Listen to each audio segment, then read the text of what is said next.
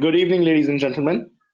Today I'm very pleased to have here with us Professor Ben Ambridge. Ben is a professor of psychology at the University of Liverpool, and among his research work, he's also written 2 books. Ben, please welcome to the webinar. As you can see, we have guests who are still joining from across the globe. So would you like to take this time and introduce yourself? Okay, thank you very much. Yes, thanks to everyone who's joining all around the world here. So I am based in Manchester in the United Kingdom, where I work for a conversion agency called Endless Gain. The plan was going to be coming to you from the Endless Gain office, but obviously, probably like most of you around the world right now, we're on a kind of lockdown here in the UK. We're only allowed out of our house once a day to do some exercise. I've already had my exercise for today, so I'm stuck indoors now for the rest of the day. And I guess many of you guys listening around the world are in a similar position. So hopefully this will be a bit of entertainment for you if you're sat at home needing something to do and you've watched everything you can think of on Netflix.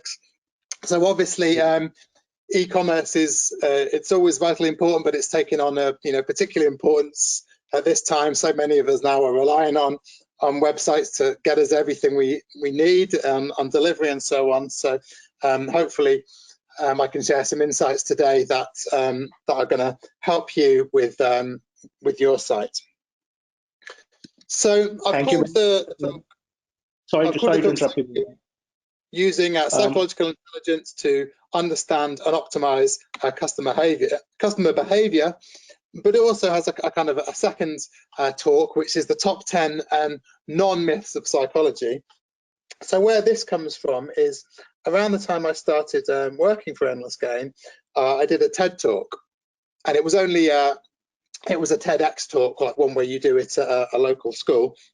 But I was lucky enough for it to be picked up on the main TED website, and it really took off from there. So it got, I think it's up to about 3 million plays now all around the world, which was great.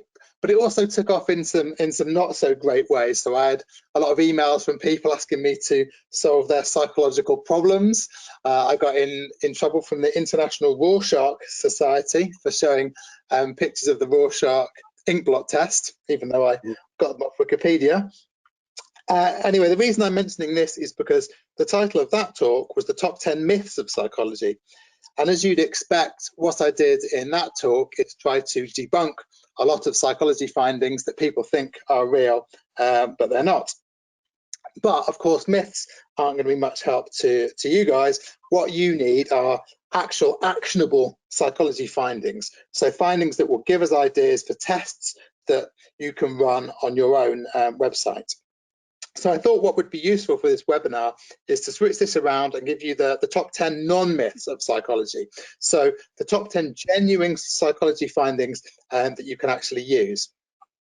So I'm sure you all need a bit of waking up and interactivity after most of you being stuck working from home. So what I'm going to do is not just tell you about these studies, I'm going to actually run these studies on you. So the chat, I can see the chat is live here. I'm not sure about the questions, but if I ask questions to you, then if some of you can respond in the chat, then we should hopefully be able to get this interactivity going a little bit.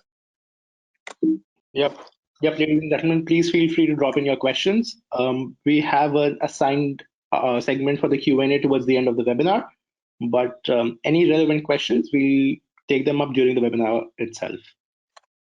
Sure, okay. So, and also you can respond to when I ask you guys questions, you can respond in the chat too. So the first finding that I want to tell you about is delay discounting.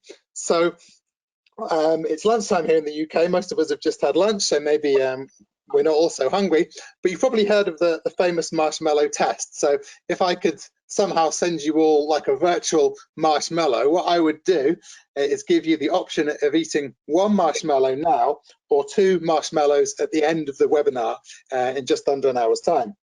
So you've probably heard of the famous marshmallow test, right? So the original study was done, I think it was at Stanford University, wasn't it? It was done with kids, and kids were given the opportunity of eating one marshmallow now and it was placed on a table in front of them, so it was really tempting, or if they could wait, I think it was about 20 minutes or something, then they'd get 2 marshmallows at the end.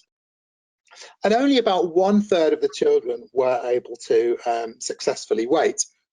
But then they followed up those kids later, and they found that the kids who were able to resist the temptation in order to get the 2 marshmallows later went on to do better in school. They were less likely to get into crime, to start drinking, taking drugs, and so on. But only about 1/3 of the kids, as I said, could wait. So you might like to think that as adults we're much more sensible than that, but actually this same phenomenon, which is known as delay discounting, applies to adults too.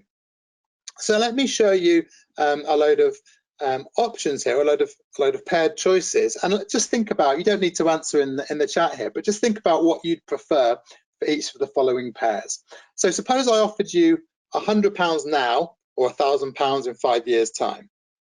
So I'm sure pretty much all of you would take the £1,000 in 5 years' time. What about I offered you 500 now or 1,000 in 5 years' time? I think it's pretty much safe to say that most of you are still going to be good and wait for the 1,000. What about if it's £750 now or 1,000 in 5 years' time? Starts to get kind of interesting, doesn't it? 500 now or 1,000 in 1 year? Probably most of you'd wait. 750 now or 1,000 in 1 year? Getting quite tempting to take it now. How about this one? 900 now or £1,000 in 1 year? So when I put this same choice to real live audiences and get them to vote, I think normally more than half of the people, I know I would, more than half of the people would go for the £900 now. No one really knows what's going to be happening in a year's time. You know, better to have that money in the bank, even if it's not going to earn £100 interest, than to take a chance on what's going on later.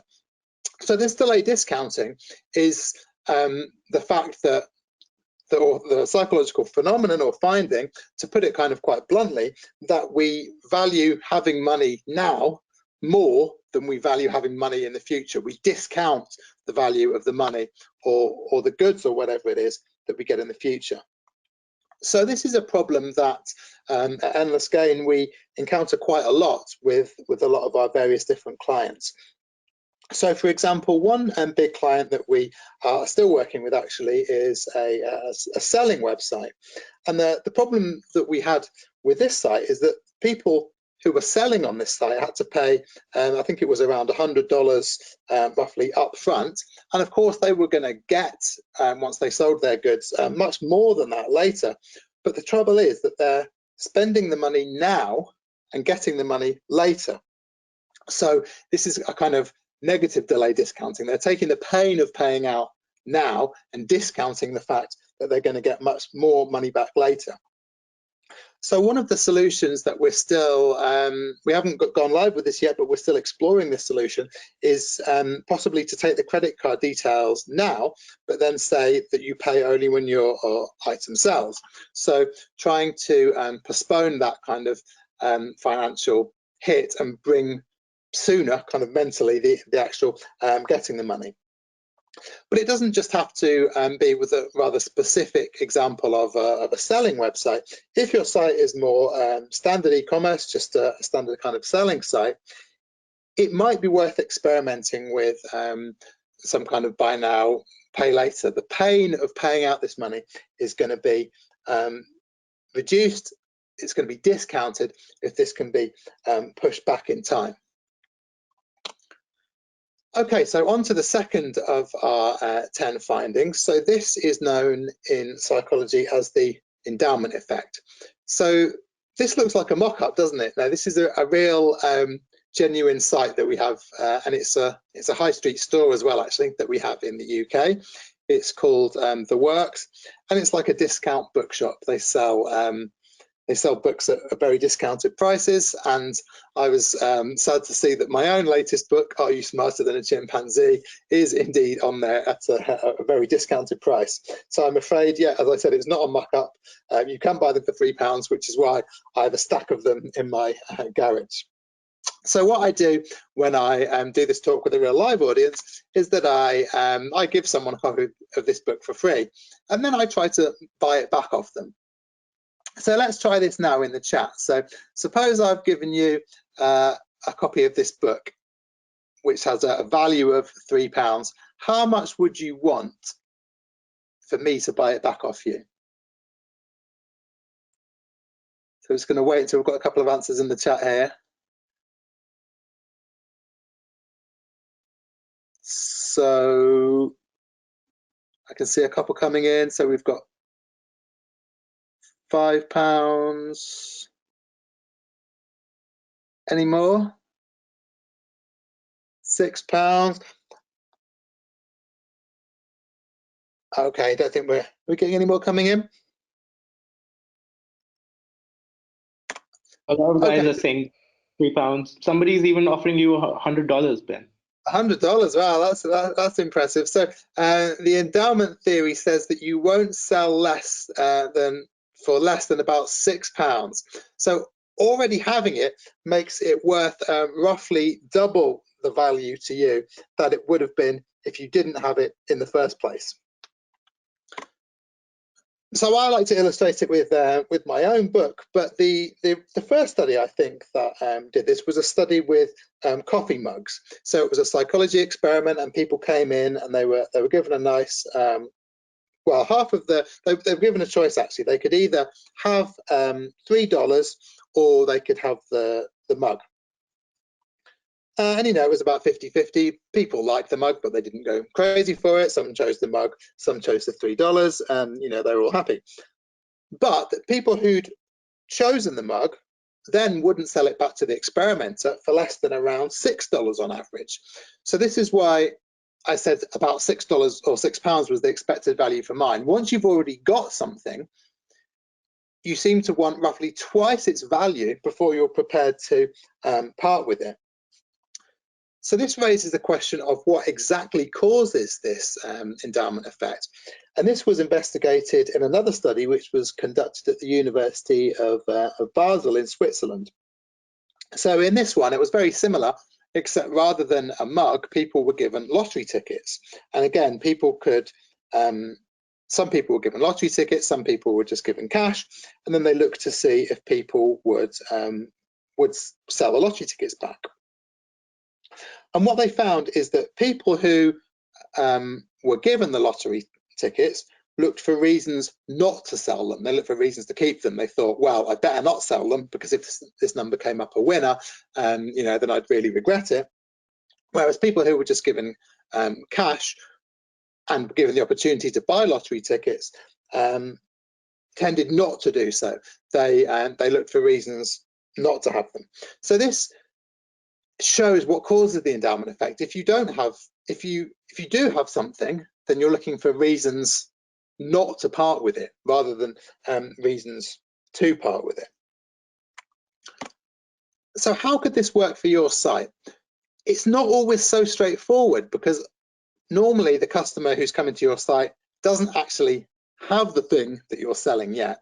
You need to somehow create that feeling in them that they do have it and that they don't want to lose it.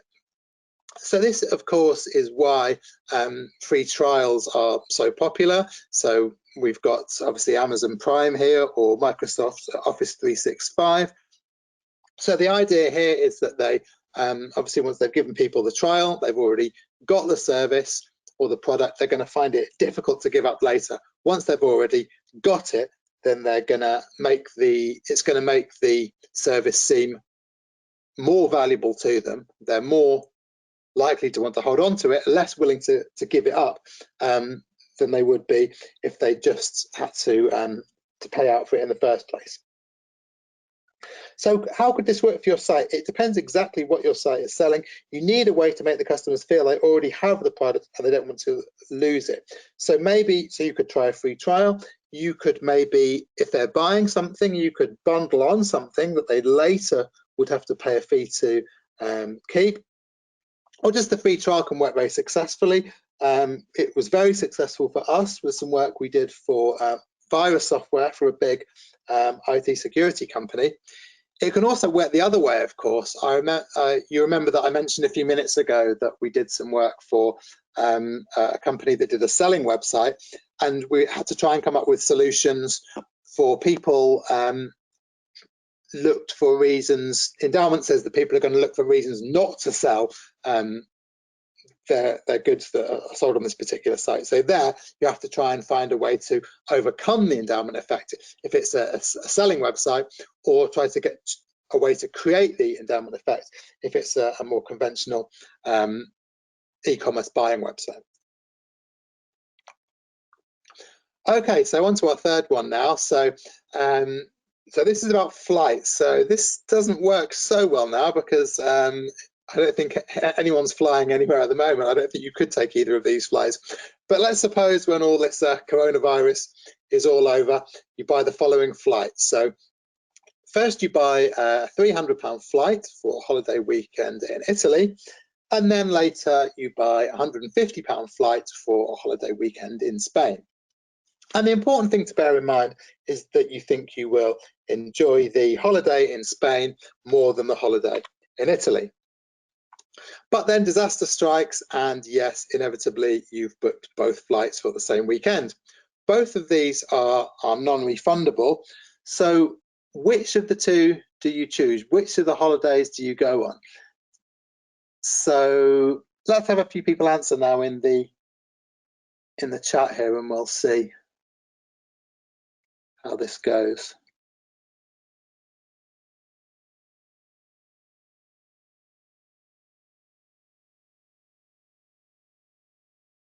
I can't see these coming in for some reason. Have we got any votes here? Yep.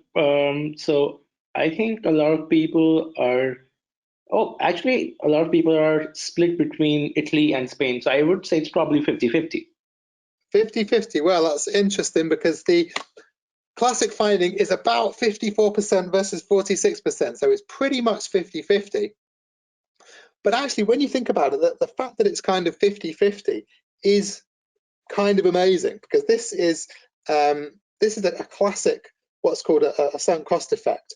So when the study is done, generally we get this finding. So generally around half the people, in fact, even slightly more than half the people, but even with the audience we had today, around half the people are choosing to have the holiday in Italy rather than the holiday in Spain, even though they think they will enjoy the holiday in Spain more.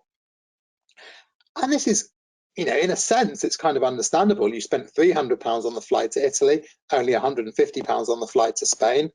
You don't want to waste that £300. That's the sunk cost. That's the phenomenon. But if you think about it kind of from a purely rational perspective, it makes no sense at all. You've paid out that £450 at some point in the past. That money's gone forever. Whatever you do now, all you're getting now is the choice between two holidays, and you're deliberately choosing the one that you think, some of you, or perhaps slightly over half of you, are deliberately choosing the holiday that you think you'll enjoy less, even though that's not going to get the money back. That cost is gone forever. So this is a classic sunk cost effect, because once you've sunk money into that Italy flight, you keep throwing more time and money after that, trying to recover this sunk cost, even though, of course, there's no way that you can get back that sunk cost. So how could this work for you? Well, of course, you have to play this very carefully. And of course, like with all of these psychological phenomena, it's very important that you run your own tests, because it can be very specific on a site-by-site basis what's going to work and what's not going to work so well. You certainly don't want to alienate people. But if you have various add-ons or upgrade options, you could try at least not offering them until people have already paid out some money. So it was quite hard to find an example of that. So this isn't really what I'm talking about here on the game one. So this is the way that it tends to be, is that people have got the basket and then it's suggesting add-ons. What the sunk cost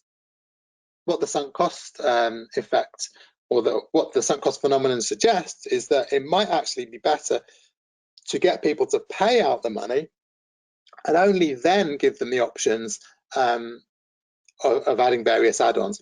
I guess it kind of depends on what the add-on is, whether it's something that's if it's something that's kind of more essential, then people, or you can create that feeling that it's more essential for enjoying the product, then even after people have already paid out some money, they then might be willing to add on an extra that they feel they need to get the most out of that cost they've already sunk.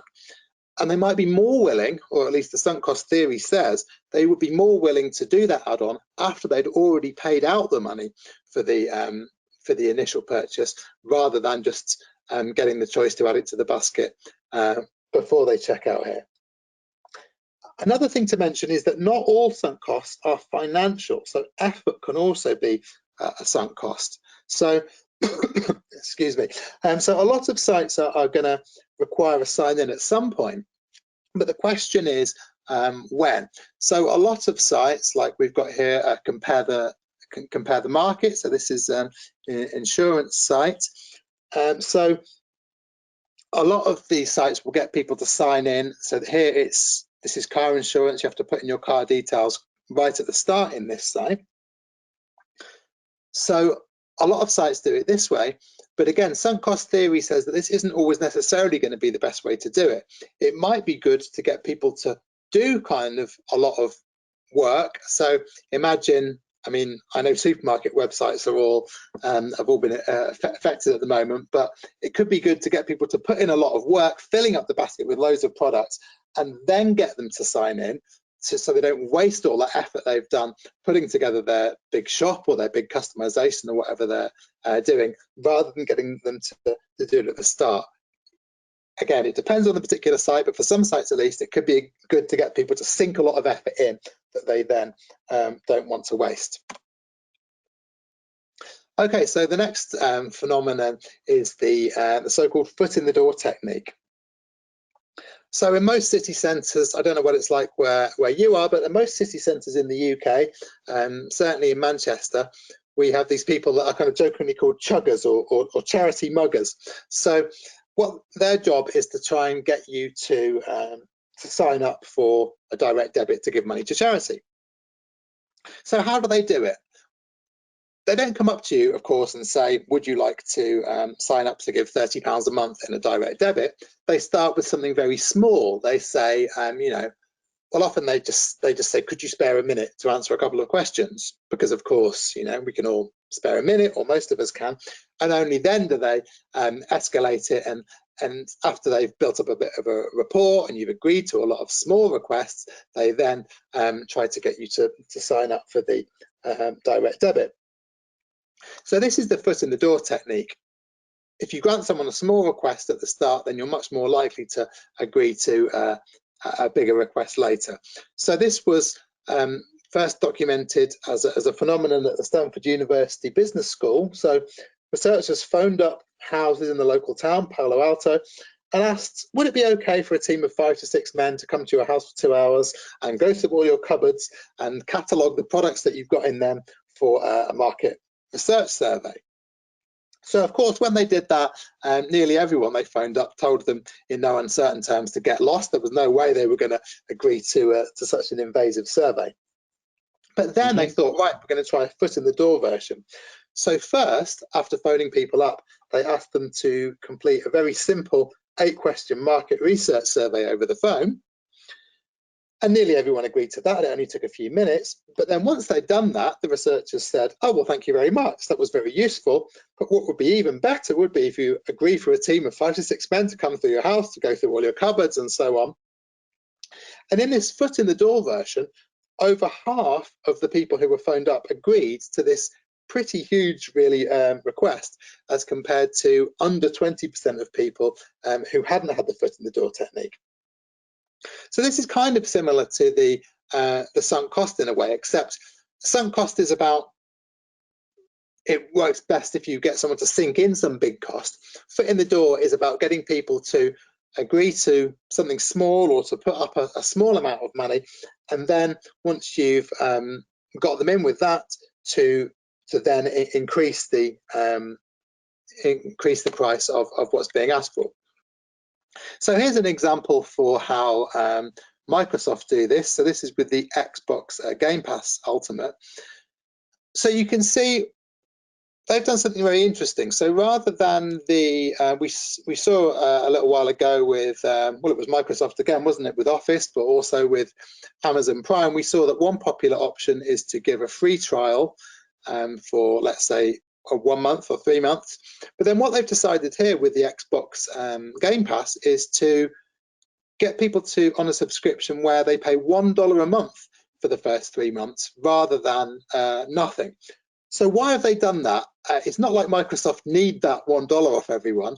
It's not like that's going to make any difference financially, really. The reason they've done it, I assume, they must have decided that this, rather than Office, this is the type of thing where the foot in the door technique is going to work better.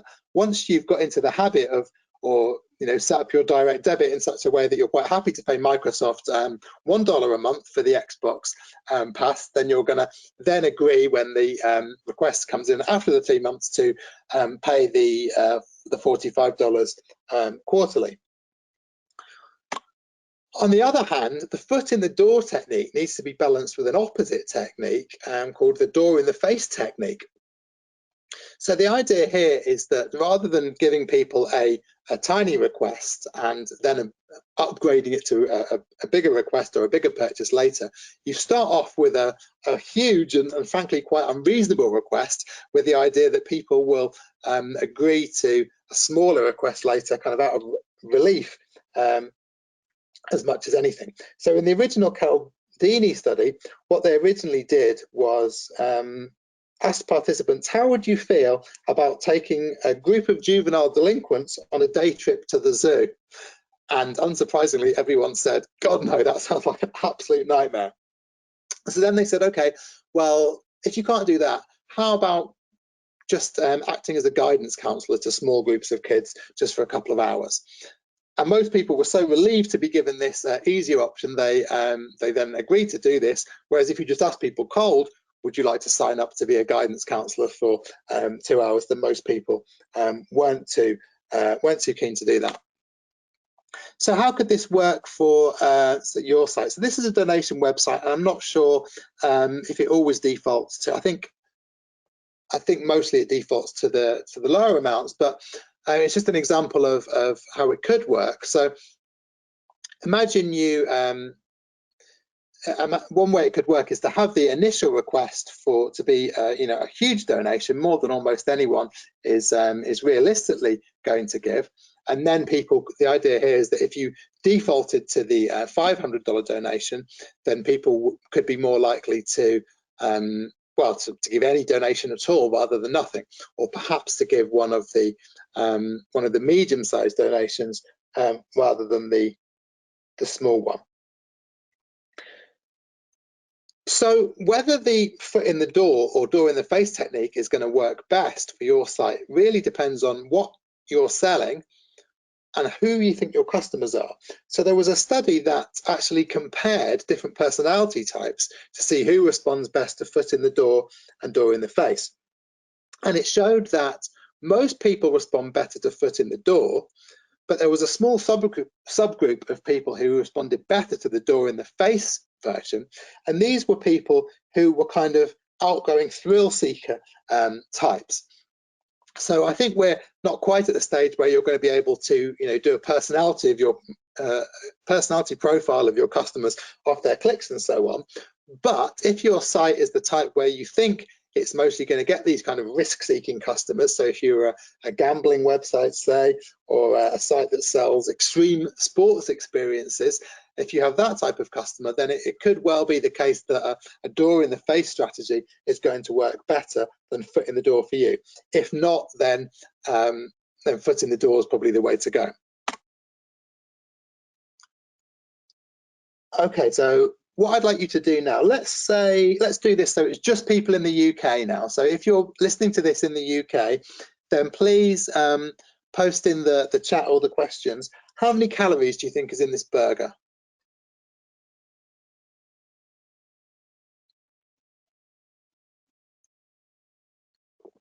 Okay, so I can't see these answers again. So can you tell me what are we seeing here? What are we getting? So Ben, we're getting options around, the minimum I'm seeing is 400, and I'm seeing up to 2,000 calories, in fact. And I would say the mean is about 1,000 calories, yeah. Okay. Right, now for people who are not based in the UK, people watching this in other places around the world, can you guess now how many calories you think is in this? I call it the world's saddest Happy Meal. So it's a burger, but instead of fries and a soda, you get celery and water. So how many calories do you think is in this? Okay, so what type of guesses are we getting for this? I would say, somebody even said 300, 400, 500, 400. Yeah. Okay. Yeah. So it sounds like we're Yep. getting slightly less, maybe. So people are going to think I put you up to this, and you're giving me fake answers. But I can swear that isn't true. So what was supposed to happen, and I think we might be getting this here. Obviously, we weren't doing this under anything like test conditions. But what happened when this was done under test conditions was that people guessed that the burger, combined with the water and celery, actually had fewer calories than the burger on its own. And it's not, if you're thinking, it's not because eating celery burns calories. That's a myth. Celeries and water are both calorie neutral. So of course, the burger with or without the water and the celery has exactly the same amount of calories. But when this was done under test conditions, people thought adding the water and the celery somehow made the overall package have around 100 less calories than just the burger on its own. So this is known as the less is more effect, or the less is more fallacy, even, because less isn't really more, less is less.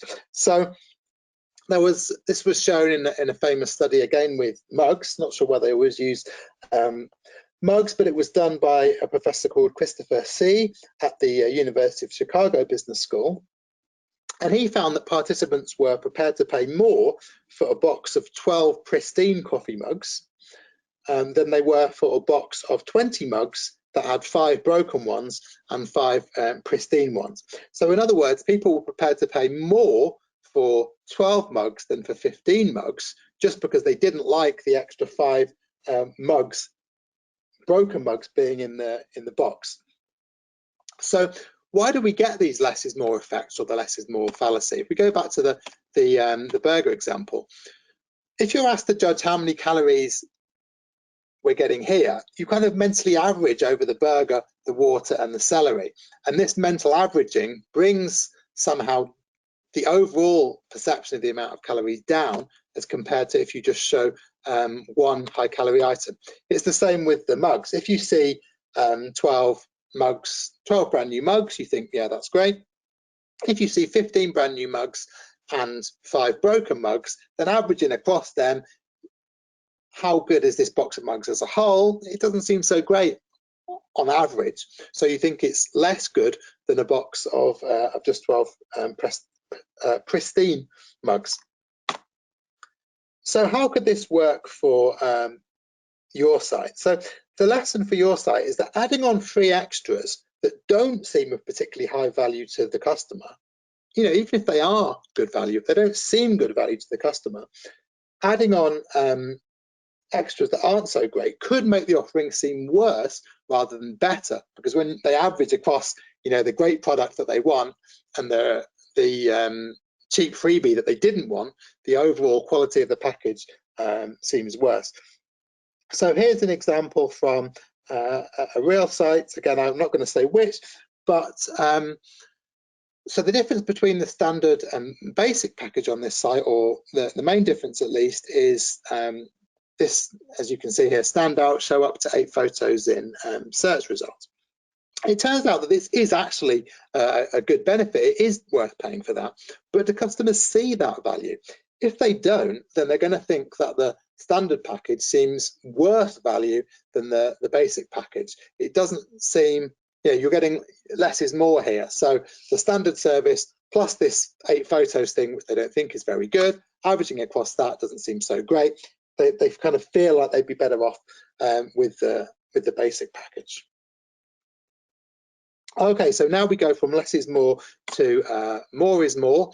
So the biggest football stadium in the Netherlands is the Amsterdam Arena. And what I'd like you to do now in the chat is to guess its capacity. Don't Google it and don't play if you know for sure. Just have a guess here, its capacity. Okay, so what sort of guesses are we getting here? Okay, Ben, the guesses we're getting are all the way from 25,000 to 80,000. I would again say, oh, we're having some which are very less, like 2,000 and 3,000. So yeah, oh, even 100,000. 100,000. Okay, so yeah, so here's the real answer. Kind of surprisingly small, actually, for given how popular football is in the Netherlands. It has a capacity of just over 53,000. So here's another one now. So the tallest mountain in the world is Mount Everest. Again, please don't Google this, but please just guess its height in feet. Can I take a stab at this, Ben? Yeah, sure. What do you guess? I'm guessing this is somewhere around 9,000 meters. Okay, I don't have it. I don't have it in meters. How does that work out in feet? Anyone know? Yeah, it's like a multiple of 3, so I'm guessing about 27,000 feet.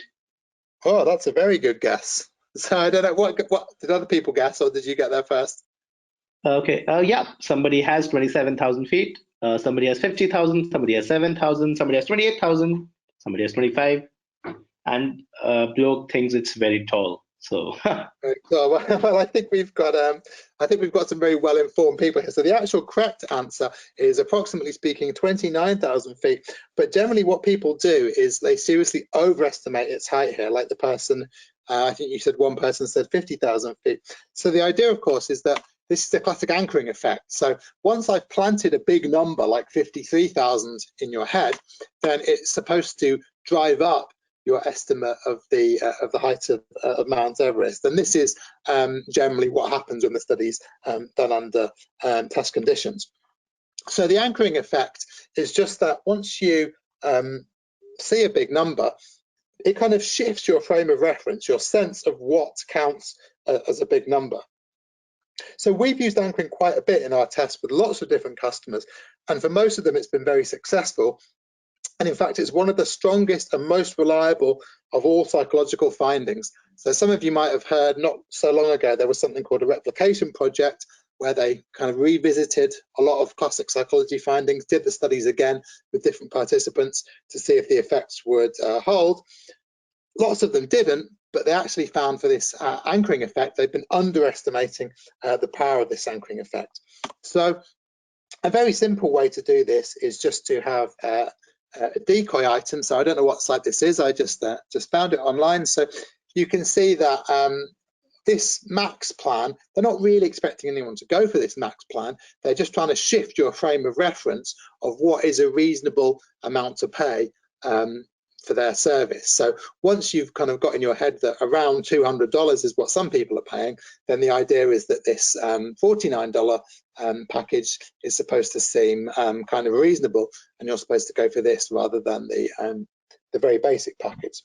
So this is kind of combining anchoring with a decoy, but for kind of pure anchoring, it doesn't have to work like this with a decoy. The idea is if you can just get a big number in front of people, it could make the price of the goods that you're selling on your site seem smaller by comparison. So this is the way it worked with the capacity of the football stadium and the height of Mount Everest. Obviously, they're completely unrelated, but you still get the effect, even though people know that they're unrelated. So if you can get a big number in front of the customer just before they see the price, then you could get an anchoring effect that works to your benefit here. So it could just be something like your street address, if that's a high number. It could be fun facts related to your product. So how many products you sold last year, or say you, just making one up, say you sell shirts, you could say the average shirt has so many thousand pieces of cotton in it or something. The point is just that if you can get a big number in front of the customer, it can make other numbers like prices seem smaller by comparison. Okay, Ben, we had a question on that note. Would you say Apple with the iPhone, would you say that's a sort of an anchoring effect? I would have done, but I guess a lot of people do go for the more expensive ones now, don't they? But do you mean like with the gold ones and so on that are like? I do. Yeah, they do that with the like really expensive ones, don't they? The really fancy like limited edition gold ones that are like, you know, I can't remember, but they're like tens of thousands, aren't they? Yeah, I think that's, well, I think Apple's iPhones have kind of anchored the whole phone thing, haven't they? Like before Apple came along, you know, what would you pay for a phone? Like, you know, $100, maybe less. And then, you know, they kind of shifted everyone's frame of reference so that like a phone is now something you pay like, you know, around $1,000 rather than around $100. Yeah. Right. So the next one is framing. So we don't need to do this interactively. You can just think about this yourself. Would you walk for an hour if someone offers to pay you $20? Maybe, maybe not. Would you pay $20 to someone else to do an hour-long errand for you? Okay. So now think about it this way. Would you walk to the shops and back, this is an hour-long round trip, to save $20 on a product that normally costs $50? So if you're interested in a product, you could get it delivered to your door for $50 on Amazon. Would you take an hour-long round trip to the shops to save $20 and get it for just $30? Now imagine the same thing, but the product that you're going to buy is like a fancy new computer or something, and it costs $5,000 to deliver to your door. Would you save $20 and walk to the shops if you can get it for $4,980?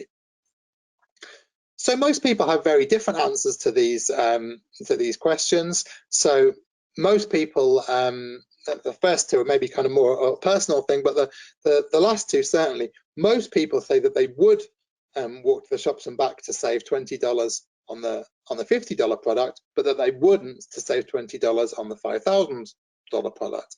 And in a way, we can kind of see the logic here. It's a big percentage of the $50, but it's a very small percentage of the $5,000. But then when you combine them with the other two, you can see that we're really asking the same thing here. We're saying to what extent? No, we're saying, is it worth $20 to you to do an hour-long errand, to do an hour-long walk to the shops? And in a sense, it shouldn't matter how we're framing it. These are four different ways of framing the same question. Would you do an hour's walk? Is an hour's walking worth $20 to you? It doesn't really make sense that it is in some cases, but it isn't in another. It's all just about framing. So how can this work for your site? The point for your site is that the same deal financially can be perceived very differently if it's losing a certain amount of money versus failing to gain a certain amount of money, or compared to the base price of the product. So for example, it might be better to have the basic price $5 higher, but to offer so-called free delivery, rather than to have it $5 cheaper, but then charge £5 for the shipping. So here's an example from eBay. This is a made-up example, but it just goes to show the point. So you'll see this yourself on eBay and various types of selling sites. So it takes only a tiny bit of mental math to work out that the second one is cheaper here, but is it a good way to, if people pay less attention to the postage, it could be a good way to draw in the customers to have a kind of to frame it to have a cheaper buy it now price and then add on the postage than to have a more expensive headline price here. Okay, so odd one out here. Which of these photos is the odd one out? So we've got a teddy from the Build-A-Bear workshop. We've got pick your own strawberries. We've got a Betty Crocker cake mix and an armchair from Oak Furniture Land. So let's see. Anyone in the questions here want to have a guess which is the odd one out? Are you getting any guesses? Yep. So a lot of people seem to think it's the armchair, which is the different one. But my pick would be the strawberries. It is the armchair, and the reason it's the armchair is that maybe probably people around the world don't really know what Oak Furniture Land is, but this is an armchair that's ready-made, whereas the other ones you have to do some work yourself. You have to build the bear, you have to pick your own strawberries, you have to make your own cake here. So that's the wrong one highlighted here. I don't know why that one's come up. It's actually the armchair from Oak Furniture Land. So this is the labour love effect, or the IKEA effect, which is that you value something when you have to work more for it. So you don't value the chair so much because you didn't have to do any work to get it. You value something more when you've had to put some work in. I know the couple here don't look like they're particularly having a great time doing their self-assembly furniture, but the labour love effect, or the IKEA effect, says that nevertheless, once they've assembled it, they'll appreciate it more than if they'd just got it ready-made. So lots of sites these days are going the other way, doing everything for the customer. And this can be good if the stuff that they're doing is the kind of boring work. So we saw the example of for a car insurance, you put in your registration and it gives you all the details about your car. And that's great because no one enjoys entering lots of boring details into a form. But if you can find a way to get customers to do some work that's actually kind of enjoyable or creative, then you could get the labour love working for you. So this obviously works for these websites where you can design your own cards here. So, you know, you could just upload the photos and it could design it automatically for you. But our customers are going to appreciate it more if they get to actually design it themselves than if the design choices are taken for them. So how can this work for you? It obviously depends a lot on what you're selling, but can you let customers customize their package? Can they make some kind of minor design choices by having slight variants of the product, which gives them the impression that they're actually doing some design, even if it's only kind of, you know, a few variants that that you already have in stock? The important thing is just to create the perception that they're putting some work in for themselves, and the idea here is that this IKEA effect, or the labour love effect, will work, and they'll therefore value it more. Okay, I'll go through this a little bit more quickly because we kind of talked about decoy effects in anchoring, but this is a particularly interesting example because it's not about anchoring to a particular price. The prices are all the same here. So the decoy works in quite a different way here. So if you want to subscribe to The Economist, you can get the print-only version for £12.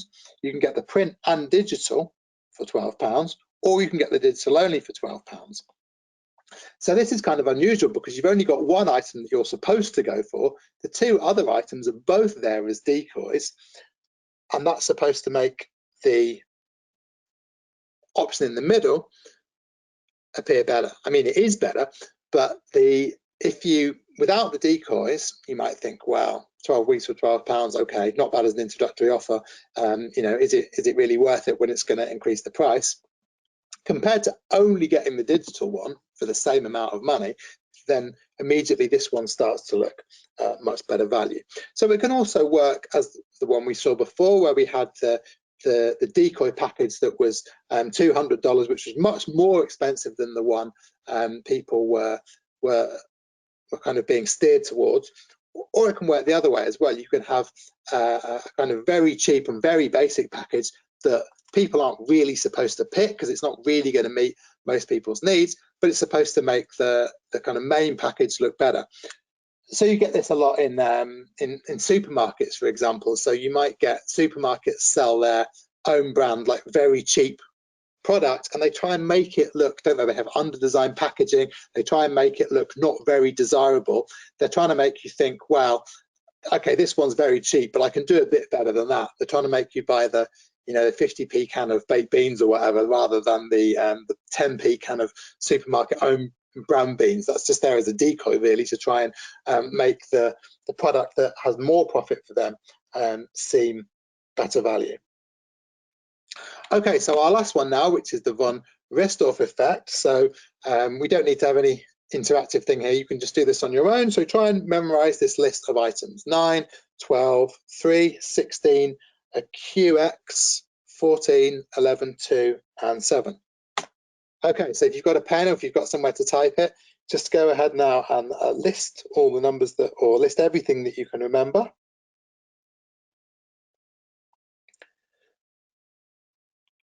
Okay, got to go at that. So let's go back and see the answers. So I've never had anyone who can successfully remember everything here, but nearly everyone remembers QX.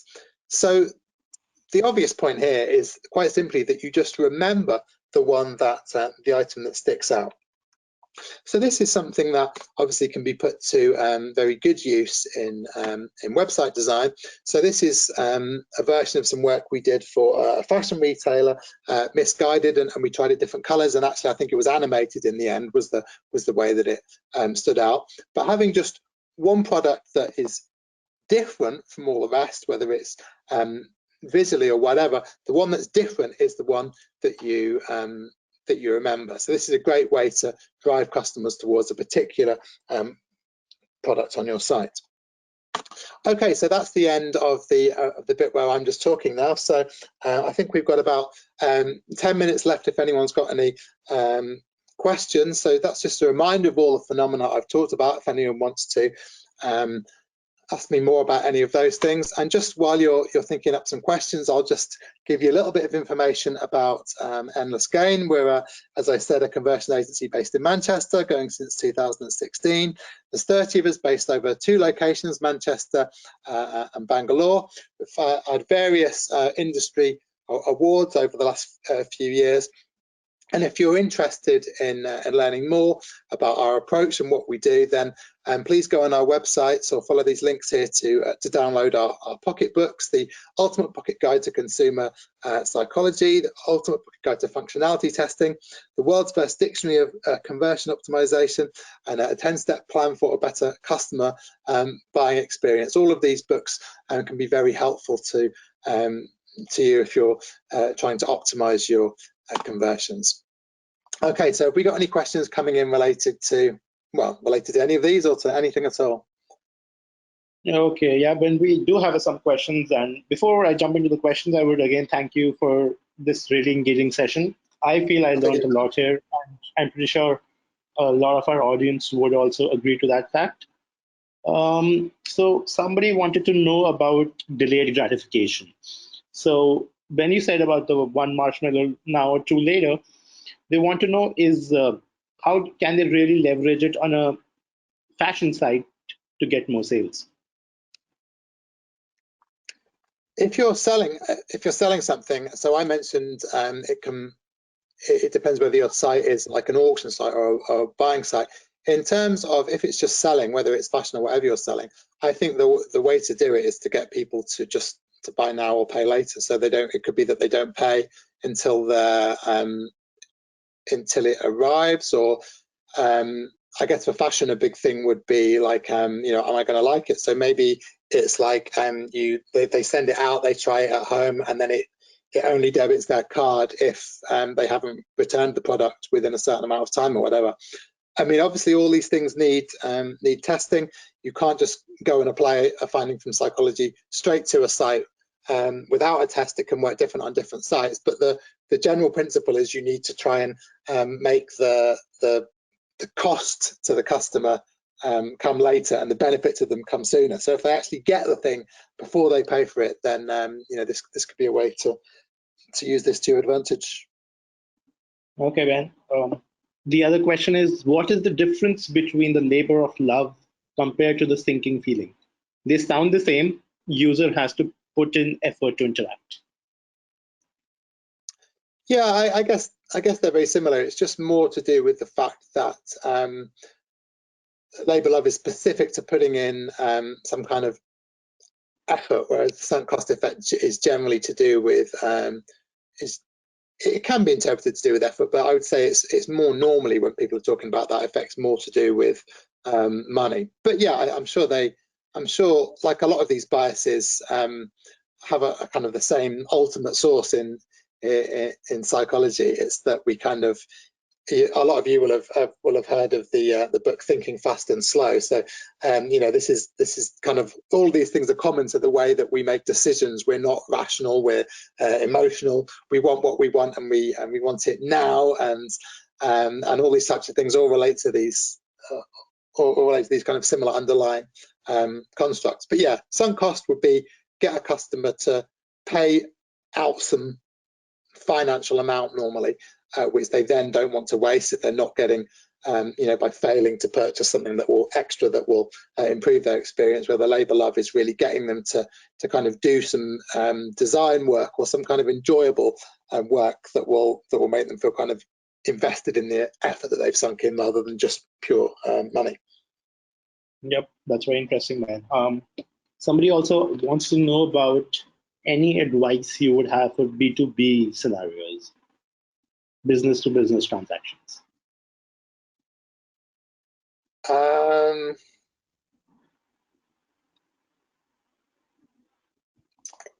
Yeah, it's difficult. I mean, I'm not sure really that I would say that any of these are going to be kind of. Do you mind if I tackle this?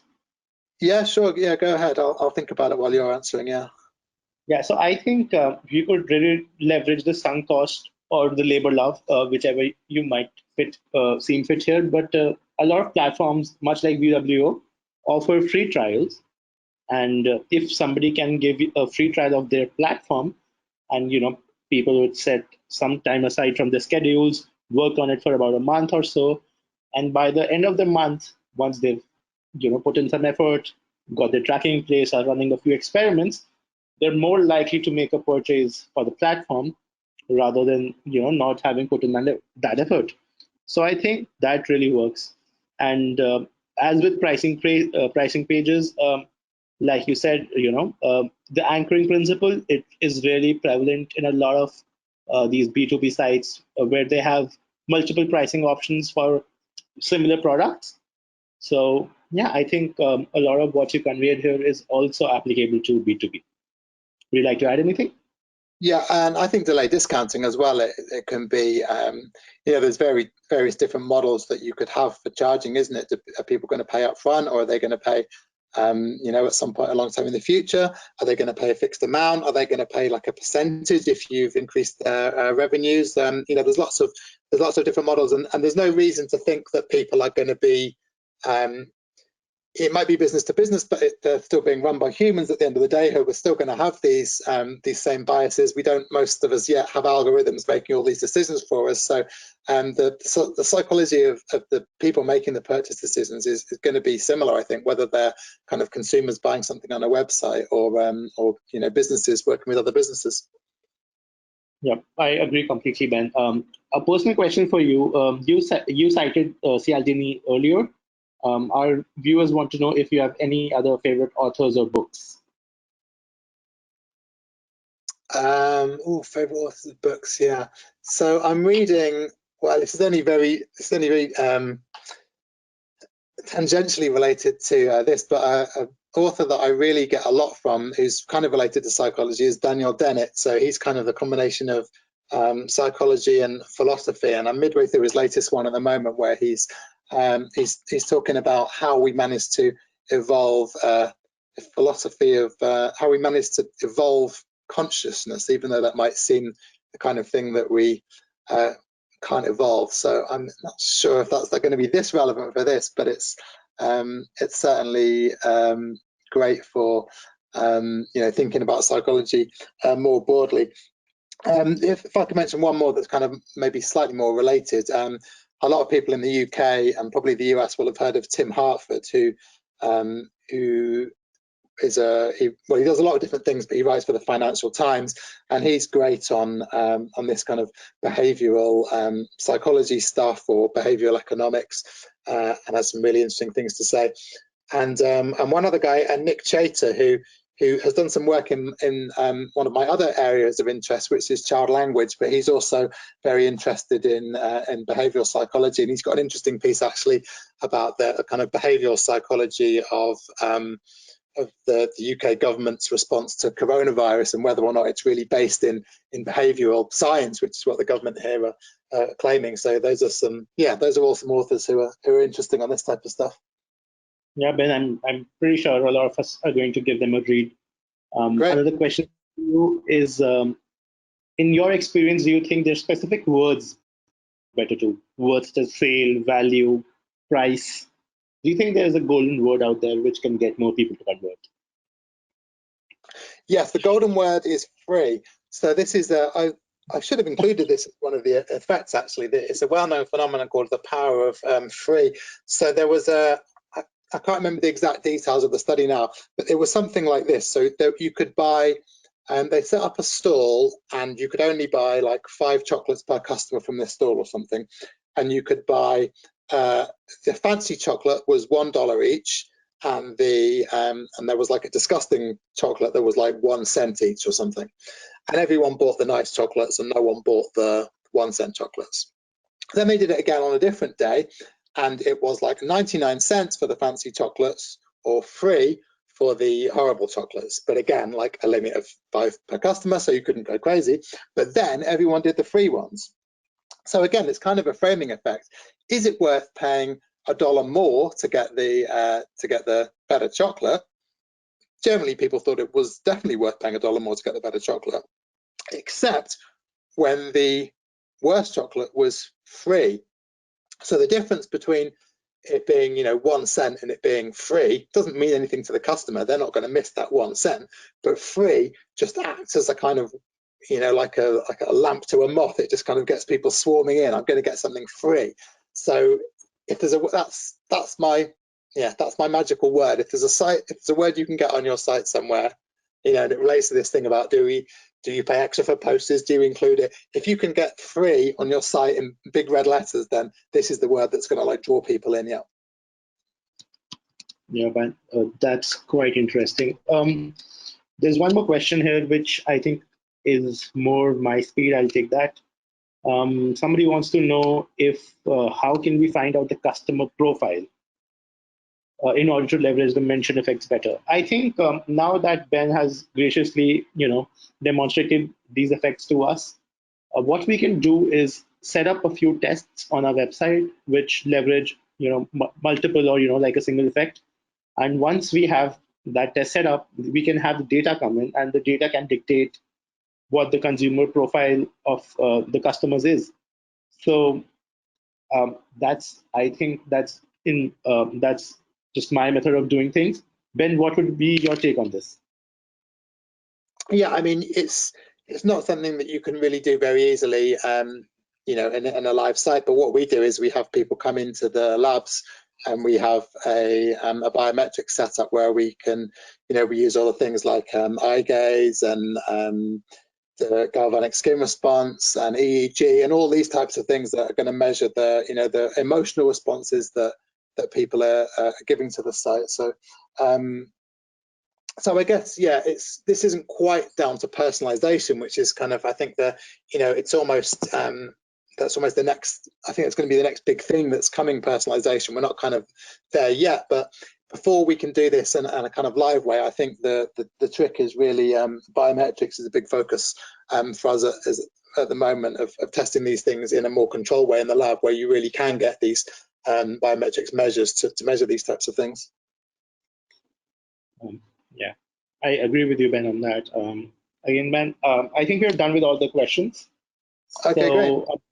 On the concluding note, I would really thank you for taking the time out for this session.